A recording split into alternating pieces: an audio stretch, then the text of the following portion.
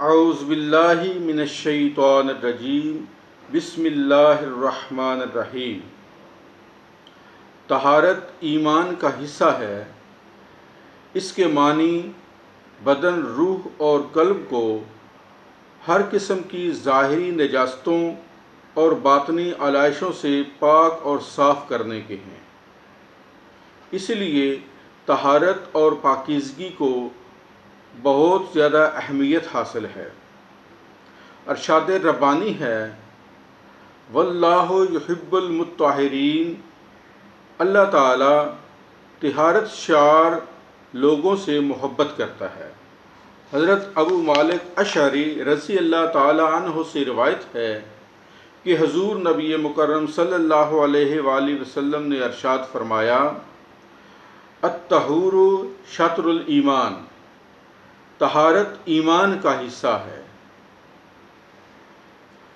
کتب تصوف میں طہارت کی 4 اقسام بیان کی گئی ہیں۔ نمبر 1، ظاہری بدن کو ہر قسم کی غلاظت اور نجاست سے مکمل پاک کرنا۔ نمبر 2، اعضائے بدن کو تمام صغیرہ کبیرہ گناہوں سے پاک رکھنا، پاک کرنا۔ نمبر 3، دل کو ہر قسم کے برے خیالات یعنی رذائل اخلاق، جھوٹ، غیبت، حسد، ریاکاری، کینہ اور ناپسندیدہ خصائل سے مکمل طور پر پاک کرنا۔ اور نمبر 4، اپنے باطن کو ما سوائے اللہ سے پاک کرنا، یعنی اپنے دل اور دماغ میں اللہ کے سوا کسی کی محبت کو جگہ نہ دینا۔ جسمانی طہارت دراصل روحانی قلبی طہارت کا ایک ذریعہ ہے۔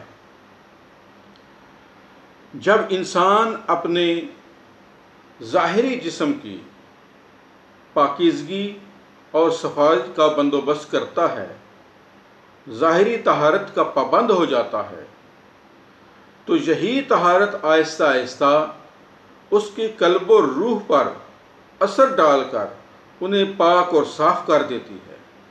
ظاہری طہارت کے لیے جس طرح پانی کی ضرورت ہوتی ہے، اس طرح ندامت اور توبہ کے آنسو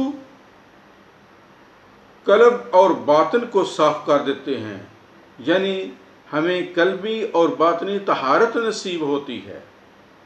انسان جب ظاہری اور باطنی علائشوں سے پاک اور صاف ہو کر اللہ کے حضور حاضر ہو کر ذکر الہی میں مشغول ہوتا ہے، تو اس کے دل میں عبادت کے نور سے اللہ تبارک و تعالیٰ کی محبت اور یاد جاگمزی ہو جاتی ہے۔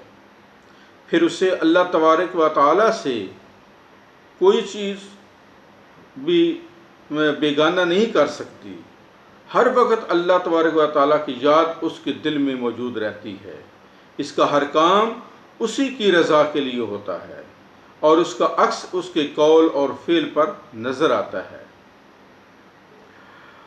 جبکہ نجاست اور پاکیزگی میں نجاست اور ناپاکی میں لتھڑا ہوا انسان شیطان کی مانند ہوتا ہے اور ظلم اور تاریکی کی غاروں میں گم ہو جاتا ہے۔ پاکیزہ انسان ظاہری اور باطنی طور پر پاک اور صاف، یعنی طہارت کا عادی جو انسان ہے، اس کا اخلاق ظاہری طور پر بندے کو نظر آئے گا،